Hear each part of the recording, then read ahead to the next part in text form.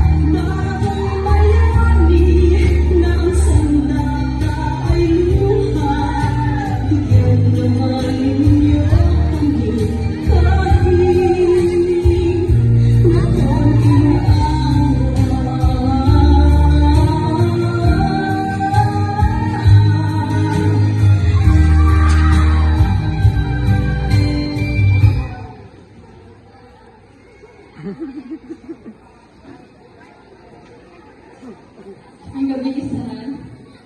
Alam sa mga katauhan na OFW ang pamilya. Ay, puto guys, nagpili. Ang magmahal.